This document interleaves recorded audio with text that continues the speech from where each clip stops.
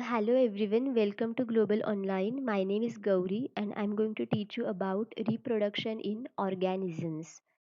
और हम उसके MCQs देखने वाले हैं। तो पहले वीडियो में हमने देखा था फर्स्ट टॉपिक जिसका नाम था लिविंग वर्ल्ड और उसके बाद हमने देखा बायोलॉजिकल क्लासिफिकेशन जो कि हमारा सेकेंड टॉपिक था। ओके। और इस इसके साथ हम लोग नीट का कंप्लीट कोर्स भी देने वाले हैं with guaranteed solutions to your problems. तो आप यहाँ पे नीचे दिए हुए गए नंबर पर व्हाट्सएप कर सकते हो। तो हमने पहले देखा था लिविंग वर्ल्ड टॉपिक, उसके बाद देखा बायोलॉजिकल क्लासिफिकेशन और आज हम देखने वाले हैं रिप्रोडक्शन इन ऑर्गेनिजम्स और उसमें जो भी कुछ एमसीक्यूज आएंगे वो हम देखेंगे। So first is ginger is vegetatively propagated through. तो यहाँ पे पूछा है इन्होंने कि जिंजर वेजिटेटिवली प्रोपैगेशन करता है बट किस प्रकार से करता है। तो the options are rhizome, second is bulbil, third is stolon, four is offset. Okay. तो वेजिटेटिव प्रोपैगेशन का मतलब क्या है? It means production of new plant from plant part, यानी कि लीफ से या फिर स्टेम से एक नया प्लांट आएगा। तो इसका मतलब है वेजिटेटिव प्रोपैगेशन। तो ये जो राइजोम है, राइजोम का मतलब है स्टेम, अंडरग्राउंड स्टेम जिसमें फूड भी स्टोर होता है। And and this is one of the form of vegetative propagation और ये फॉर्म जिंजर में होता है। तो the correct option is rhizome, that is option 1। Now second, which one of the following generates new genetic combinations leading to variation? तो यहाँ पे इन्होंने पूछा है कि इनमें से कौन से ऑप्शन में से रिप्रोडक्शन का जो तरीका है it causes variation. Okay, so first is vegetative reproduction. ये तो हमने देखा कि ये एक प्लांट की पार्ट से होता है, तो इससे कोई वेरिएशन नहीं आएगा because it uses plant part. Second is parthenogenesis. Parthenogenesis का मतलब है एग का एम्ब्रियो में कन्वर्जन होना, बट यहाँ पे फर्टिलाइजेशन नहीं होता है बाय यूजिंग स्पर्म। ओके, तो ये भी नहीं आएगा because there is no any chance of fertilization. Fourth is nucellar polyembryony. ये तो सीड से रिप्रोड्यूस करने का तरीका है और this is independent independent of sexual reproduction and meiosis. तो ये भी नहीं आएगा। तो the correct option is sexual reproduction because इसमें फर्टिलाइजेशन होता है, fertilization. The third option is correct option. Now question 3, the eyes of the potato tuber are. तो यहाँ पे पूछा है कि जो पोटैटो ट्यूबर है उस पे जो आईज आते हैं उसको हम क्या बोलते हैं। तो the first option is flower buds, second is shoot buds, third is axillary buds, fourth is root buds. तो फ्लावर बर्ड्स क्या होते हैं? तो flower buds are embryonic shoot which grows at axil of leaves, axil of leaves। Okay, shoot buds क्या होते हैं? These are the undeveloped shoots, undeveloped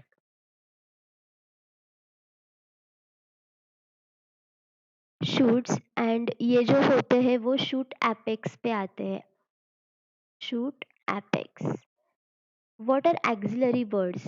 axillary buds जो होते हैं वो एक्सिल ऑफ लीव्स पे आते हैं, axil of leaves, and they are responsible to form branches और फ्लावर, ब्रांचेस और फ्लावर। रूट बर्ड्स तो रूट्स पे आते हैं, they come on the roots underground. Okay, so the correct option is axillary buds because eyes जो होते हैं they are responsible to form branches, to form branches. So the correct option is answer 3.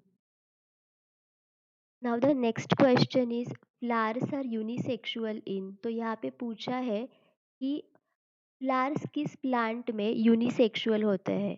Unisexual का मतलब है either they are angiosperms और gymnosperms.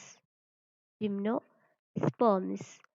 तो यहाँ पे फ्लावर्स यूनिसेक्सुअल क्यूक्यूम्बर में होते हैं, not in pea, not in China rose, not in onion. So the correct option is second. Next is which form of reproduction is correctly matched over here। तो यहाँ पे इन्होंने पूछा है कि यहाँ पे दिए हुए गए ऑप्शन में से कौन सा रिप्रोडक्शन का फॉर्म करेक्टली मैच है। First option is euglena transverse binary fission, but युगनीला तो लॉन्जिट्यूडिनल बाइनरी फिजन करता है, longitudinal. Second option is paramecium longitudinal binary fission, but paramecium तो ट्रांसवर्स बाइनरी फिजन करता है। Third option is amoeba multiple fission, yes amoeba multiple fission करता है in some conditions. Fourth is plasmodium binary fission, but plasmodium तो multiple fission करता है, not binary fission. तो the correct option is amoeba, that is multiple fission. Answer 3। Life span of parrot is. तो यहाँ पे इन्होंने पूछा है कि what is the life span of parrot, and the options are 140 years, second 60 years, third 80 years, fourth 40 years, and the lifespan of parrot is 140 years. So the correct option is answer 1. Now question 7, no individual is immortal except। तो यहाँ पे पूछा है कि इनमें से कौन सा इंडिविजुअल इमोर्टल है। Okay, and the first option is single celled organisms, second green plants, third sponges, fourth one is drones. And the correct option is single celled organisms, because ये continuously divide होते हैं, continuously divide होते हैं and they form daughter cells, daughter cells, for example amoeba, and because of that they are immortal in nature. So this is the correct option. Now question 8, asexual reproduction is common। तो इनमें से किस organisms में asexual reproduction is the common mechanism of reproduction? First is among single celled organisms only, second among plants only, third among single celled organisms, plants and all animals, fourth among single celled organisms, plants and animals with simple organizations.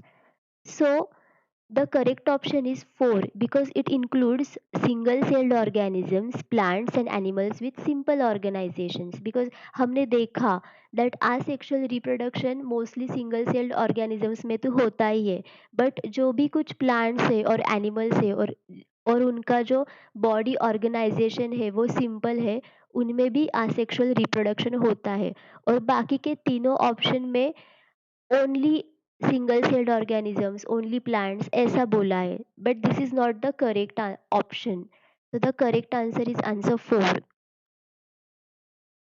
Now question 9, an invasive weed found in standing water is। तो यहाँ पे पूछा है कि कौन सा weed standing water में present होता है, and the answer is water hyacinth, because it absorbs oxygen from water और उसकी वजह से जो भी कुछ एक्वाटिक लाइफ है इन दैट वाटर वो किल हो जाती है, मतलब it goes because of presence of hyacinth. और यहाँ पे हाइसिंथ वेजिटेटिवली प्रोपैगेट भी करता है, vegetatively propagate, and this is the correct option, water hyacinth, that is answer 4। Now question 10, non-flagellate spores are called conidia, in which organism they are seen। तो यहाँ पे इन्होंने पूछा है कि जो नॉन फ्लैजिलेट स्पोर्स होते हैं उन्हें हम कोनिडिया बोलते हैं, और इनमें से कौन से ऑर्गेनिज्म में कोनिडिया प्रेजेंट होते हैं। So first option is penicillium, second hydra, third chlamydomonas, fourth amoeba. तो penicillium is a fungus, and we know that fungus produce spores, okay. Hydra में जो रिप्रोडक्शन का तरीका है उसका नाम है बडिंग। क्लैमाइडोमोनाज में तो सेक्सुअल रिप्रोडक्शन होता है by using fusion of gametes. Fourth is amoeba. Amoeba में तो होता है binary fusion. So the correct option is option 1, that is penicillium. And the spores they form are known as conidia. So the answer is 1. Now next question is which type of stem modification is seen in banana? तो यहाँ पे इन्होंने पूछा है कि किस type का stem modification बनाना plant में है। And the options are stem tuber, second is bulb, third is corn, fourth is rhizome. तो जो बनाना प्लांट है तो उसमें जो भी कुछ स्टेम है तो स्टेम की वजह से वो वेजिटेटिवली प्रोपैगेट करते हैं और हमने देखा कि उसका नाम है राइजोम। तो राइजोम में जो भी कुछ बर्ड्स आएंगे उस हिसाब से स्टेम रिप्रोड्यूस करेंगे, मतलब it forms the new plant of banana. And second is sucker, तो उनमें सकर भी प्रेजेंट होते हैं। सकर का मतलब ये है कि वो एक राइजोम का ही एक एक्सटेंशन है, मतलब they are the lateral roots to the rhizome, they form on the rhizome laterally. तो बनाना में जो भी कुछ स्टेम मॉडिफिकेशन है उस उनका नाम है राइजोम एंड सकर। बट यहाँ पे ऑप्शन दिया हुआ गया है rhizome, so the correct option is option 4, that is rhizome. Next question is which type of spores are produced by pteridophytes and gymnosperms? तो यहाँ पे पूछा है कि which type of spores pteridophytes और gymnosperms प्रेजेंट करते हैं या फिर प्रोड्यूस करते हैं। And the options are spore myoblast, second somatic spores, third heterospores and fourth homospores. जो टेरिडोफाइट्स एंड जिम्नोस्पर्म्स होते हैं उनमें दो तरीके के स्पोर्स होते हैं। First are megaspore and second microspore. और जो मेगास्पोर होते हैं they are responsible for female gamete, और जो माइक्रोस्पोर होते हैं they are responsible for male gamete. And here female gamete जो होते हैं they causes seed formation in again, okay, so as they are megaspore and microspore, matlab both forms of spore, so they are called as heterospores, and thus the correct option is heterospores, that is answer 3. Now next question, which is not a method of vegetative propagation? तो यहाँ पे इन्होंने पूछा है कि इनमें से कौन सा मेथड वेजिटेटिव प्रोपैगेशन का नहीं है। And the options are micro propagation, second is budding, third is sowing, fourth is layering. तो वेजिटेटिव प्रोपैगेशन का मतलब है कि कोई भी प्लांट का जो पार्ट ले लो उससे नया प्लांट आ जाएगा। ओके, फॉर एग्जाम्पल अगर आप लीफ ले लो या फिर स्टेम ले लो उससे नया प्लांट आएगा, उसको हम बोलते हैं वेजिटेटिव प्रोपैगेशन। तो माइक्रो प्रोपैगेशन तो ये एक मेथड है ही, बर्डिंग भी है, लेयरिंग भी है, बट सोइंग नहीं है, बिकॉज सोइंग में सीड का इस्तेमाल किया जाता है, not the part of any plant. Okay, so the correct option is option 3, that is sowing. So now next question is asexually produced organism inheriting all the character of plant is.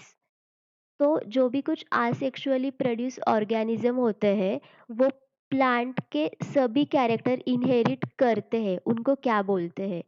तो first option is offspring, second is clone, third is variety, four is hybrid. So the correct option is clone, because इनको हम clone बुलाते हैं। For example Dolly ship, जिसके पास सभी character थे उसके female parent के। So the correct answer is clone. Now next is question 15. Binary fission is a type of. Binary fission is a type of. ये किस प्रकार का रिप्रोडक्शन का टाइप है? सो first option is nuclear fragmentation, second is vegetative propagation, third is sexual reproduction, fourth is asexual reproduction. तो हमने देखा binary fission जो अमीबा में होता है फॉर एग्जाम्पल, बट अमीबा में तो asexual रिप्रोडक्शन होता है। So binary fission is a type of asexual reproduction. So answer 4 is the correct option. Now next question is binary fission is a type of. तो यहाँ पे पूछा गया है कि बाइनरी फिजन किस टाइप का रिप्रोडक्शन है, and the options are nuclear fragmentation, fourth is vegetative second is vegetative propagation, third is sexual reproduction, fourth is asexual reproduction. तो हमने देखा बाइनरी फिजन अमीबा में होता है, and amoeba are unicellular organisms, और उसमें asexual reproduction होता है। So the correct option is answer 4, that is asexual reproduction. Next, natural parthenogenesis occur in। तो यहाँ पे इन्होंने पूछा है कि नेचुरल पार्थेनोजेनेसिस इनमें से कौन से ऑर्गेनिज्म में होता है। तो हमने देखा पार्थेनोजेनेसिस का मतलब है कि development of an embryo from unfertilised eggs, unfertilised eggs, इनमें स्पर्म से कोई फर्टिलाइजेशन नहीं होता। और पार्थेनोजेनेसिस दो तरीके से होते हैं, first is natural and second is artificial. तो नेचुरल यानी कि उनके लाइफ साइकिल में ही पार्थेनोजेनेसिस आता है, एंड आर्टिफिशियल का मतलब है बाय यूजिंग केमिकल्स। तो इनमें से ऑप्शन है house fly, second is Drosophila, third is honey bee, fourth is all. तो हनी बी के जो मेल बीज होते हैं वो अनफर्टिलाइज्ड एग से प्रोड्यूस होते हैं, अनफर्टिलाइज्ड एग्स। तो हनी बी में नेचुरल पार्थेनोजेनेसिस होता है। तो third is the correct option. Now hermaphrodite animal is. तो यहाँ पे पूछा है कि इनमें से कौन सा एनिमल हर्माफ्रोडाइट एनिमल है। तो हर्माफ्रोडाइट का मतलब ये है कि इनमें मेल एंड फीमेल गैमेट्स एक ही इंडिविजुअल में आते हैं, इन वन इंडिविजुअल। तो इनमें से लीच, स्पाइडर, हनी बी और एस्करिस में से leech is an hermaphrodite animal, because male और फीमेल गैमेट्स एक ही लीच ऑर्गेनिज्म में आते हैं। Okay, so the correct option is answer 1। Which of the following flowers only once in its life time. तो यहाँ पे इन्होंने पूछा है कि इनमें से कौन से प्लांट्स के फ्लावर्स उनके लाइफ टाइम में एक ही बार आते हैं, and the options are bamboo species, second is jack fruit, third is mango, fourth is papaya. तो बाम्बू स्पीशीज का जो लाइफ टाइम होता है वो होता है 50 to 100 ईयर्स, और आफ्टर 50 to 100 ईयर्स इनको फ्लावर्स आते हैं। सो the correct option is option 1, that is bamboo species. Which of the following plants is monoecious. तो यहाँ पे इन्होंने पूछा है कि इनमें से कौन सा प्लांट मोनोशियस है। मोनोशियस का मतलब है कि इनमें यूनिसेक्सुअल रिप्रोडक्टिव ऑर्गन्स होते हैं, यानी कि ईदर ईदर एंजियोस्पर्म्स और जिम्नोस्पर्म्स। तो हमारे ऑप्शंस है marchantia polymorpha, second cycas circinalis, third is carica papaya, fourth is chara. So the correct option is 4, that is chara. Question 20, product of sexual reproduction generally generates. तो अगर कोई भी organism sexually reproduce करता है तो what it generates. So the options are longer viability of seeds, ये तो नहीं आएगा। सेकेंड प्रोलॉन्ग डॉर्मेंसी, ये भी नहीं आएगा। Third genetic combination leading to variation, ये आएगा बिकॉज सेक्सुअल रिप्रोडक्शन में फर्टिलाइजेशन होता है from the fusion of gametes, और उसकी वजह से न्यू जेनेटिक कॉम्बिनेशंस होते हैं and it causes variation. Fourth is large biomass, ये भी नहीं आएगा। So the correct option is option 3. Now our next question is which one of the following plants is monoecious? तो यहाँ पे इन्होंने पूछा है कि इनमें से कौन सा प्लांट मोनोशियस है। तो हमने देखा मोनोशियस का मतलब ये है कि यूनिसेक्सुअल रिप्रोडक्टिव ऑर्गन्स उनमें होते हैं, यानी कि इधर दे आर एंजियोस्पर्म्स और gymnosperms, and the options are merchantia, second is penis, third is cycas, and fourth is papaya. So our correct option is answer 2, that is cycas, sorry, that is penis. Now next is the females of placental mammals exhibit cyclical changes in the activities of ovaries and accessory ducts as well as hormones during the reproductive phase. In non-primate mammals it is known as. तो यहाँ पे इन्होंने पूछा है कि जो भी कुछ प्लासेंटल मैमल्स है, फॉर एग्जाम्पल ह्यूमन, तो उनमें कोई साइक्लिकल चेंजेस होते हैं during their reproductive phase. Okay, और यही चेंजेस नॉन प्राइमेट मैमल्स में भी होते हैं, फॉर एग्जाम्पल डॉल्फिन, एलिफेंट। तो जो मैमल्स होते हैं, मतलब जो प्लासेंटल मैमल्स होते हैं, उनमें इस साइकिल को बोलते हैं menstrual cycle. What? Menstrual cycle. तो इसी साइकिल को नॉन प्राइमेट मैमल्स में क्या बोलते हैं? तो the options are oestrus cycle, second menstrual cycle, ये तो नहीं आएगा, थर्ड इज रिप्रोडक्टिव साइकिल, ये भी नहीं आएगा, फोर्थ इज सेक्सुअल साइकिल, ये भी नहीं आएगा। So the correct option is oestrus cycle, because reproductive cycle के ये दो टाइप्स हैं, मेंस्ट्रुअल साइकिल और oestrus cycle, and sexual cycle का जो कॉन्सेप्ट है वो डिफरेंट है। It is not related to the ovaries and accessory ducts की जो साइक्लिकल चेंजेस होती है। So the correct option is estrus cycle, that is answer 1.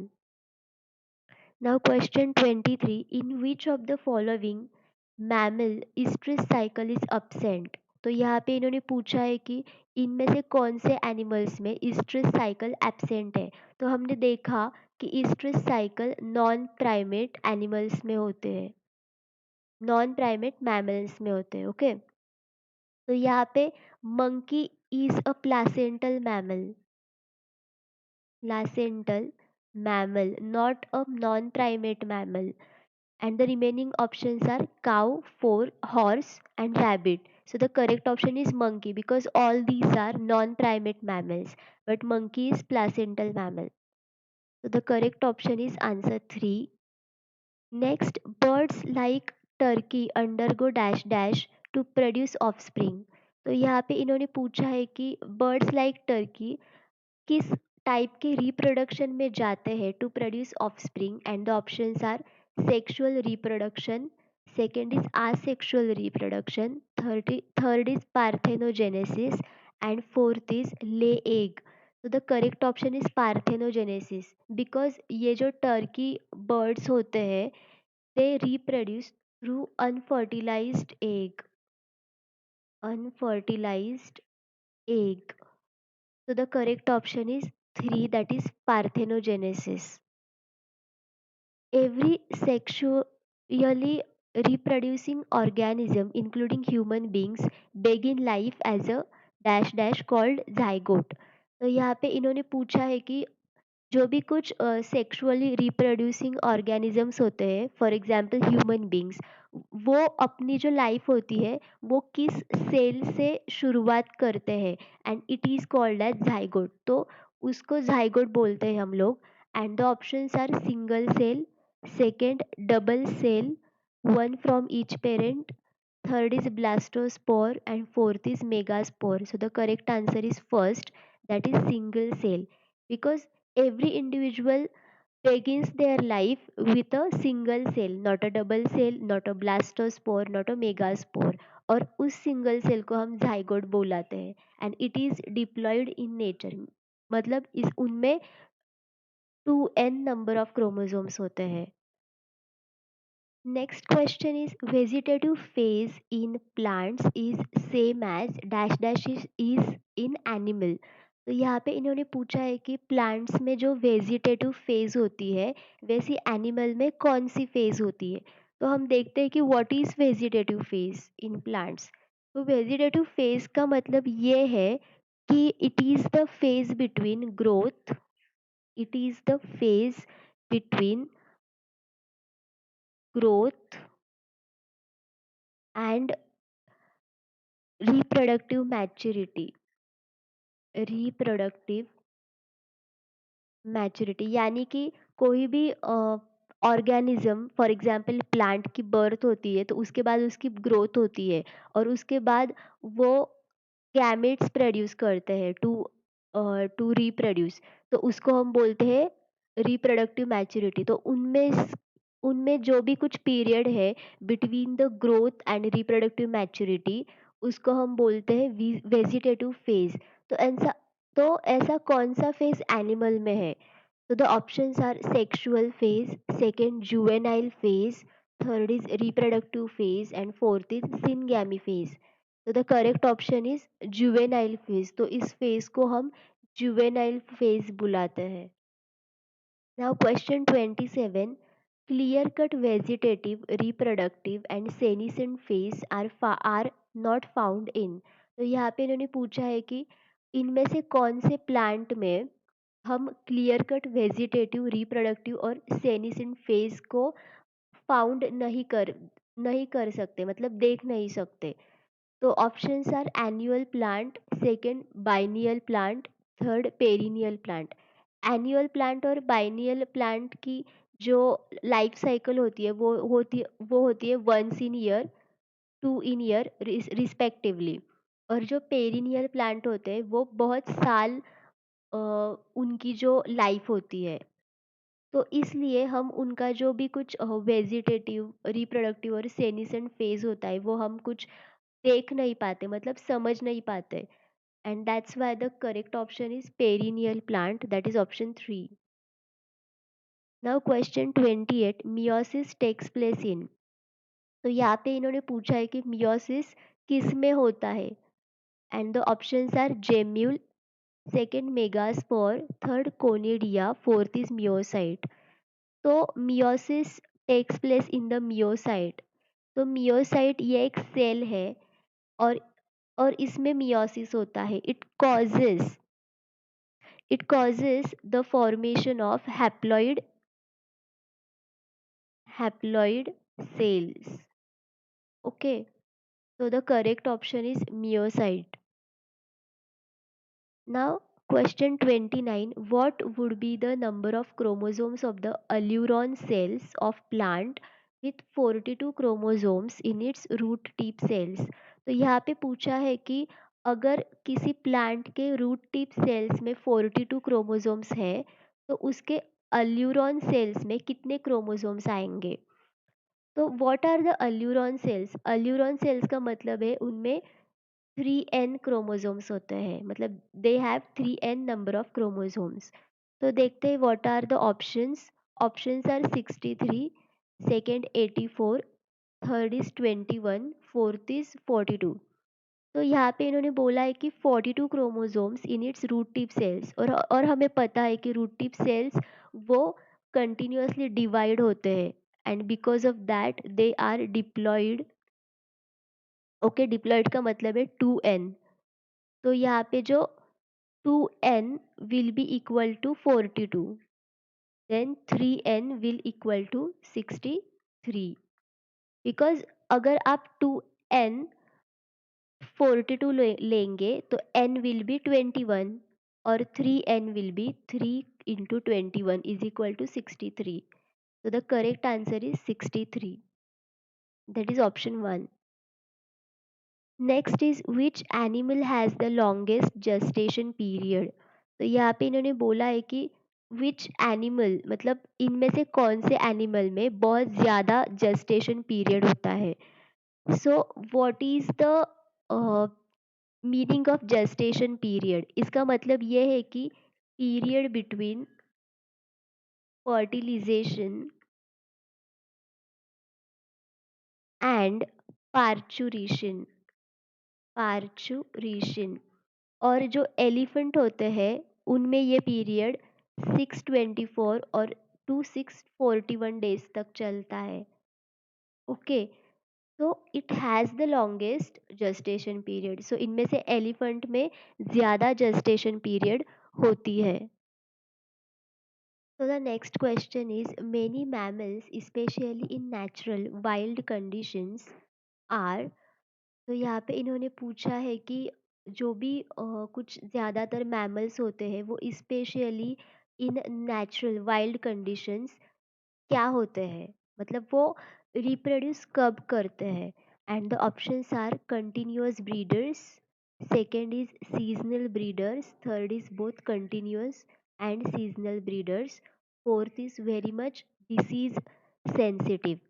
तो इसका मतलब ये है कि जो भी कुछ मैमल्स है, ज़्यादातर मैमल्स वो फेवरेबल कंडीशंस में रिप्रोड्यूस करते हैं।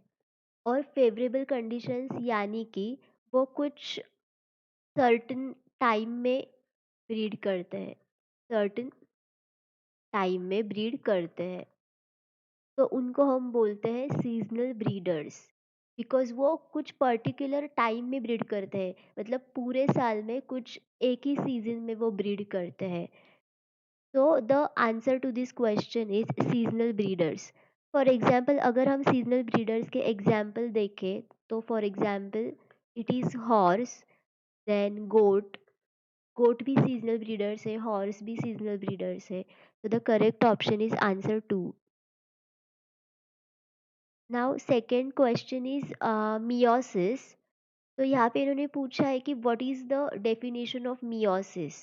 तो इनमें से कौन से सेंटेंस है जो मियोसिस के बारे में करेक्ट है। तो the first option is does not take place in organisms showing asexual reproduction only. Second is takes place in sexually reproducing diploid organism. Third is takes place in some sexually reproducing haploid organism, and fourth option is all of the above are correct. तो in first option में उन्होंने बोला है कि meiosis asexual reproduction जो organisms करते हैं उनमें नहीं होता। So it is the correct option, because meiosis जो होता है उनमें ज़्यादातर it causes variation, it causes variation. तो आसेक्सुअल रिप्रोडक्शन में वेरिएशन नहीं होता। तो आसेक्सुअल रिप्रोडक्शन में माइटोसिस होता है, not meiosis. Second option is takes place in sexually reproducing diploid organism. Yes, this is correct, because अगर आप जाइगोट ले लो तो it has 2n number of chromosomes, right? So it forms NN, it forms haploid organisms by meiosis, by meiosis. So it occurs in sexually reproducing diploid organism. Third is takes place in some sexually reproducing haploid organism. Yes, it is also correct. Meiosis जो भी कुछ sexually reproducing haploid organism होते हैं उनमें भी होता है। Okay, to retain the haploid character of that organism. So fourth option is all of the correct are correct. Okay, so fourth is our correct option because all these sentences or the statements are correct about meiosis. Reptiles and birds are, तो यहाँ पे इन्होंने पूछा है कि reptiles और birds क्या होते हैं, मतलब options are oviparous, second viviparous, third is ovoviviparous, fourth is viviparous and oviparous respectively. तो ये जो रिप्टाइल्स और बर्ड्स होते हैं वो बर्ड्स एग्स ले करते हैं, दे ले एग्स, और उसके बाद एग्स में उनका जो कुछ एम्ब्रियो होता है वो ग्रो होता है, और इन एनिमल्स को हम ओविपेरिस बुलाते हैं। और और इनका जो एम्ब्रियो होता है वो उनके बॉडी के बाहर डेवलप होता है, not within the body. But in viviparous animals जो भी कुछ एम्ब्रियो है वो बॉडी के अंदर डेवलप होता है, नॉट आउटसाइड द बॉडी। और जो ओवोविविपेरिस एनिमल्स रहते हैं वो एग्स ले करते हैं, बट उनका जो एम्ब्रियो है वो उनके बॉडी के अंदर ग्रो होता है. So the correct option is oviparous because both are oviparous. Next, development of zygote taking place outside the body is called. तो अभी हमने देखा it is called as oviparous because they lay eggs outside the body और उनका जो भी कुछ embryo है वो भी उनके बॉडी के बाहर ही डेवलप होता है. So oviparous is the correct option. Parthenogenesis is the development of an organism directly from. तो यहाँ पे इन्होंने पूछा है कि पार्थेनोजेनेसिस में जो ऑर्गेनिज्म की डेवलपमेंट होती है वो कहाँ से डायरेक्टली होती है. And the options are female gametes, second vegetative cells, third fertilized ovum, fourth none. तो हमने देखा पार्थेनोजेनेसिस में अनफर्टिलाइज्ड एग से अनफर्टिलाइज्ड एग से एम्ब्रियो की ग्रोथ होती है. ओके, तो इसका मतलब ये है कि these are the female gametes because यहाँ पे तो गैमेट का कोई फ्यूजन नहीं हो रहा with the male gamete because यहाँ पे कोई स्पर्म से फर्टिलाइजेशन नहीं हो रहा. So the correct option is female gametes. That is answer 1. Now next question is in which of the following gametes are released in the surrounding medium. तो यहाँ पे इन्होंने पूछा है कि इनमें से कौन से ऑर्गेनिजम्स में गैमेट्स उनके बाहर रिलीज होते हैं मतलब in the surrounding medium. And the options are fishes, second one is amphibians, third is earthworm, fourth is both 1 and 2. Okay, so fishes and amphibians both are oviparous मतलब वो eggs lay करते हैं and the embryos are developed outside their body. And earthworm में ऐसा नहीं होता मतलब उनमें जो गैमेट्स होते हैं वो सराउंडिंग मीडियम में रिलीज नहीं होते. And the fourth option is both 1 and 2. So the correct option is both 1 and 2 because in both these animals the gametes are released in the surrounding medium because वो eggs उनके बाहर ले करते हैं not inside them. Question 37. If the gametes are similar in their appearance, they are called as. तो यहाँ पे इन्होंने पूछा है कि if अगर गैमेट्स सिमिलर हो इन देयर मॉर्फोलॉजी मतलब इन देयर अपीयरेंस फिजिकली तो हम उन्हें क्या बुलाते हैं. And the options are anisogametes, second isogametes, third homogametes and fourth 2 and 3. तो एनिसोगैमेट्स का मतलब है कि gametes they are dissimilar in size और फॉर्म. वो सिमिलर नहीं होते. आइसोगैमेट्स का मतलब है वो मॉर्फोलॉजिकली सिमिलर होते हैं. एंड होमोगैमेट्स का भी मतलब ये है कि वो सिमिलर होते हैं. The correct option is both 2 and 3 because both isogametes and homogametes are similar in their appearance. Question 38. Dash dash is formed after fertilization. तो यहाँ पे इन्होंने पूछा है कि आफ्टर फर्टिलाइजेशन क्या बनता है. And the options are morula, second blastula, third is zygote and fourth is foetus.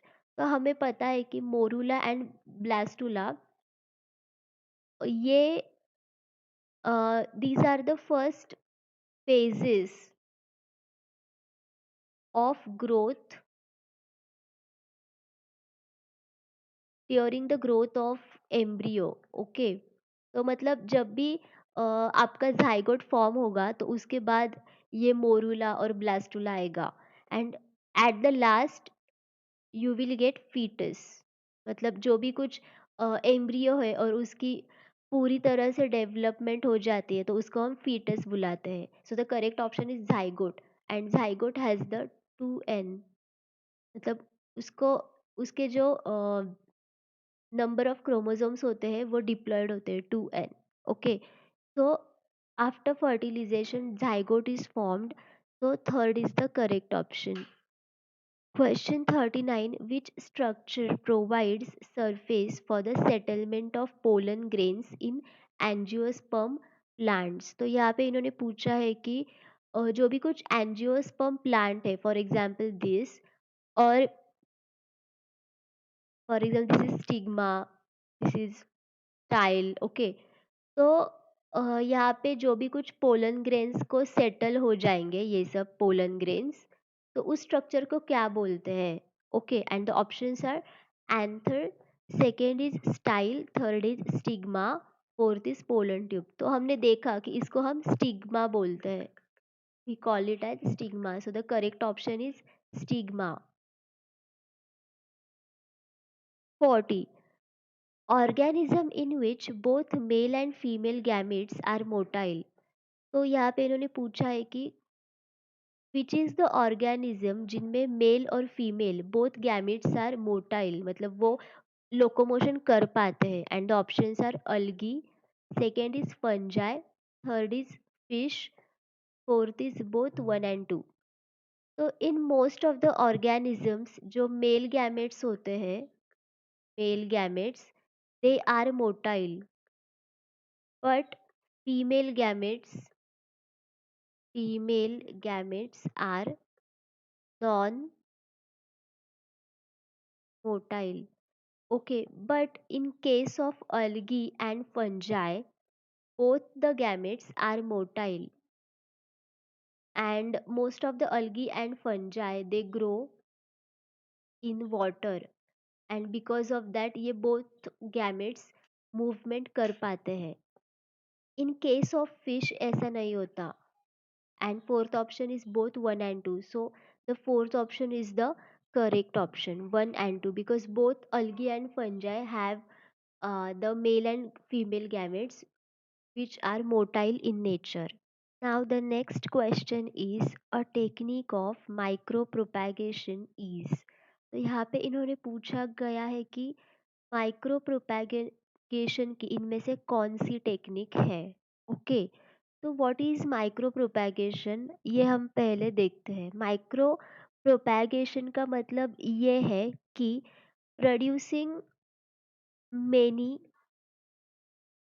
Many plants from a parent plant in vitro. In vitro का मतलब है इन विट्रो का मतलब है outside the cell environment, okay, मतलब in the laboratory. So the options are somatic hybridization, second is somatic embryogenesis, third is protoplast fusion, and fourth is embryo rescue. तो somatic hybridization का मतलब है hybrid plants को form करना by using fusion of two protoplast. Protoplast का मतलब ये है कि सेल विदाउट सेल वॉल, उसमें सेल वॉल नहीं होता, तो this is called as somatic hybridization. Somatic embryogenesis का मतलब है formation of embryo from somatic cell.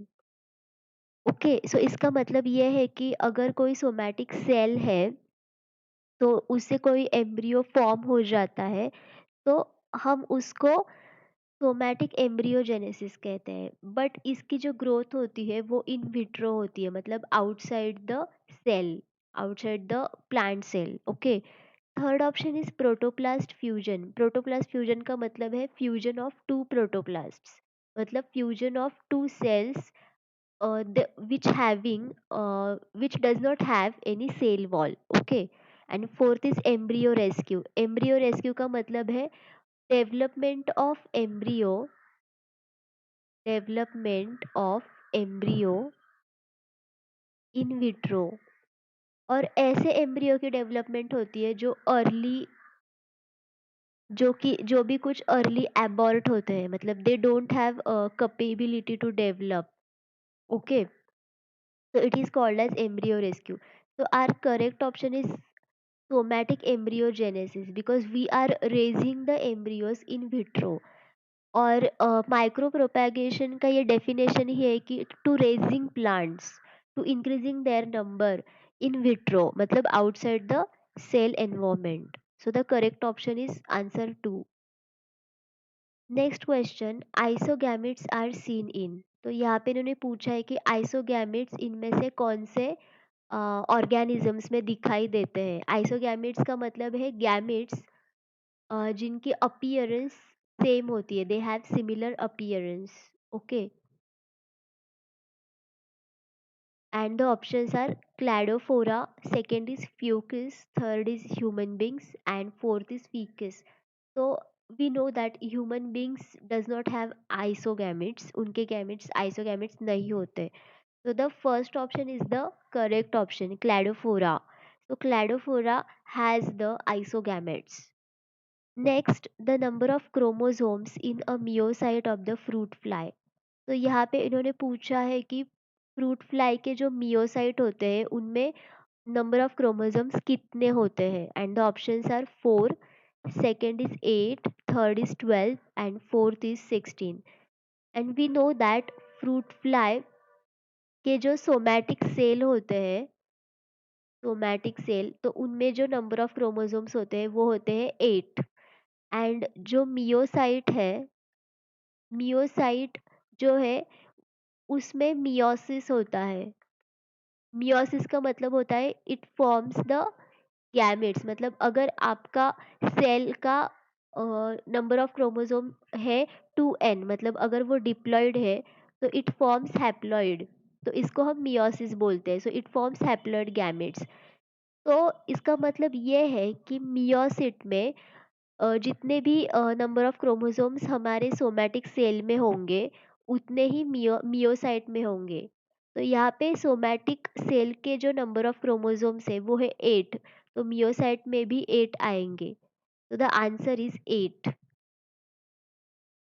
That is answer 2. So the number of chromosomes in a meiocyte of the fruit fly is 8.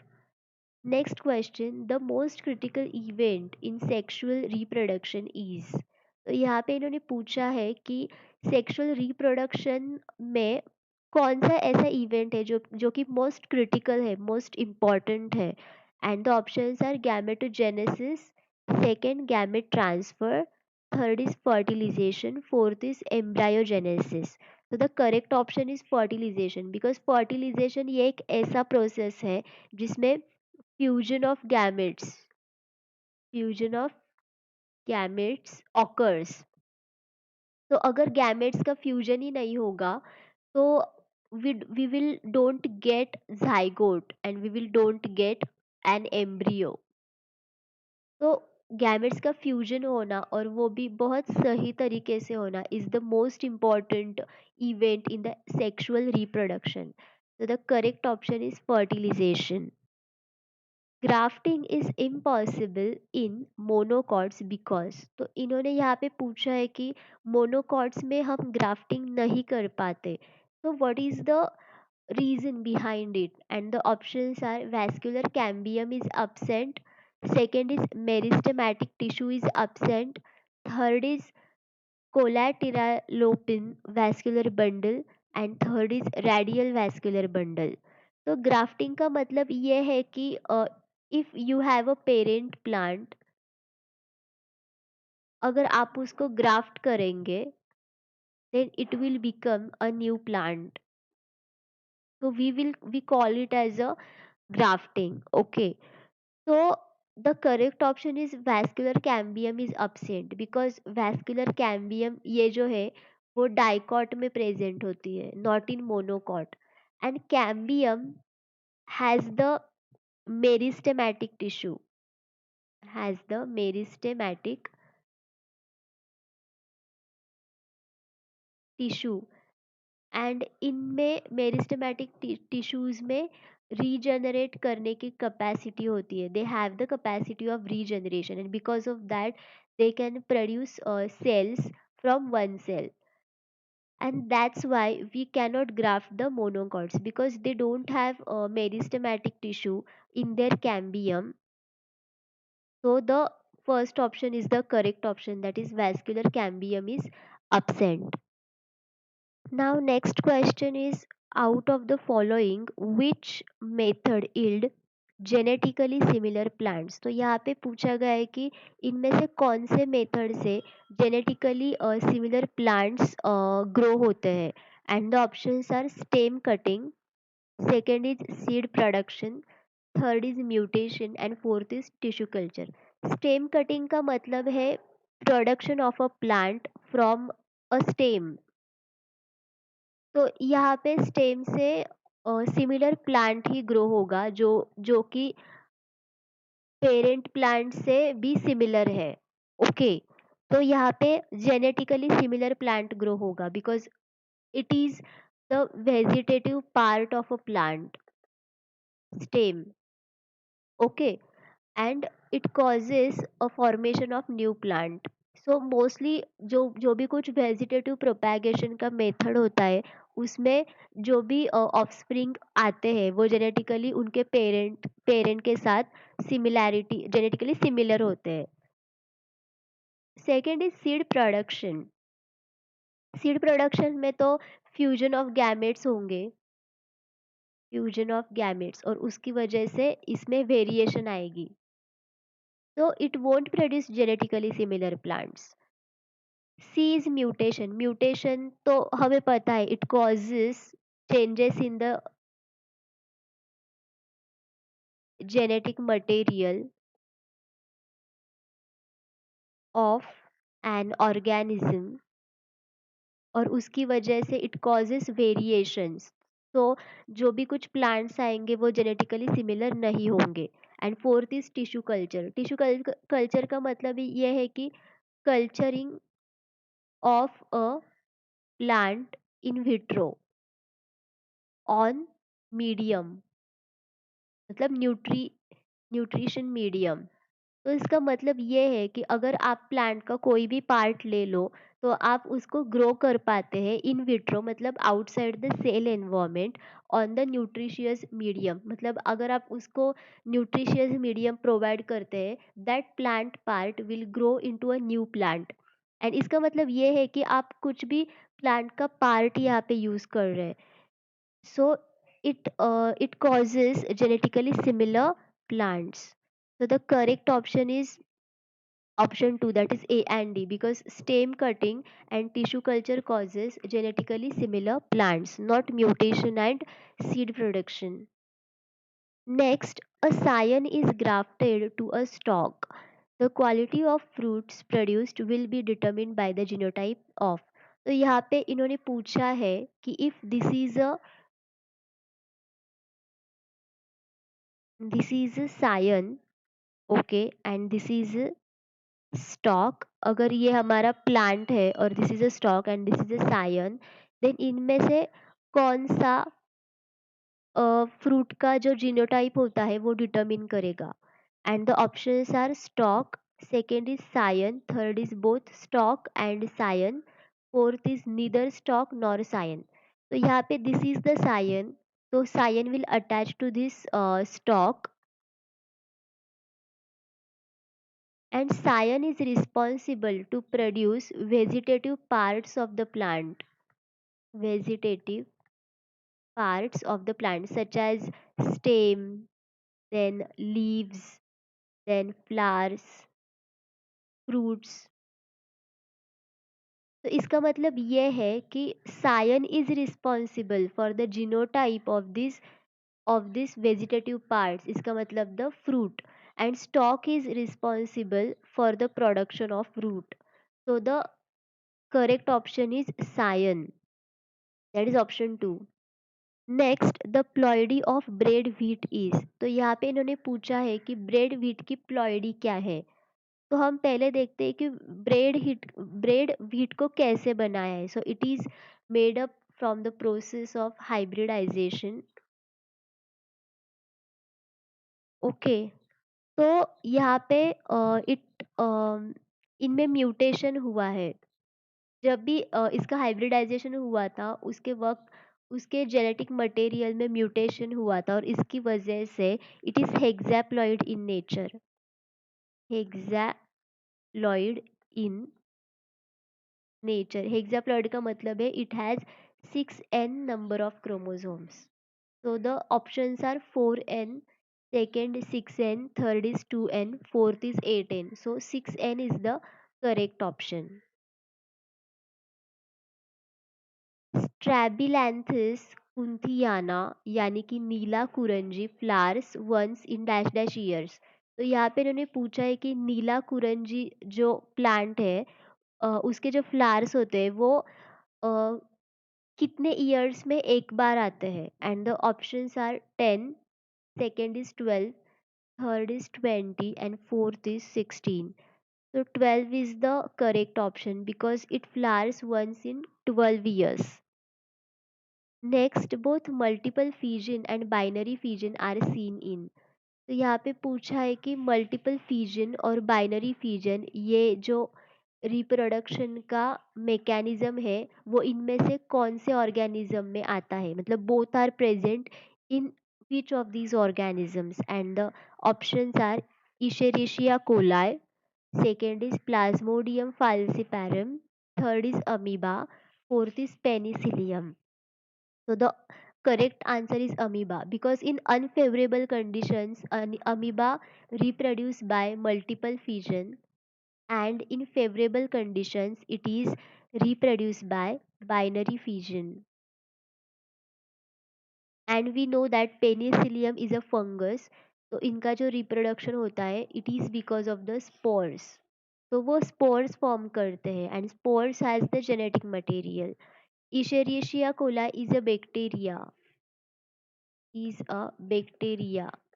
and it has another form of reproduction, and Plasmodium falciparum is a parasite and it completes its reproduction in the form of its life cycle। मतलब it infects the host and in that process वो reproduce करते हैं। Okay, so the correct option is amoeba, that is third option, answer 3। So thank you for watching this video, and if you have any suggestions, comments, or any queries, then please ask me in the comment box and stay tuned for the next video.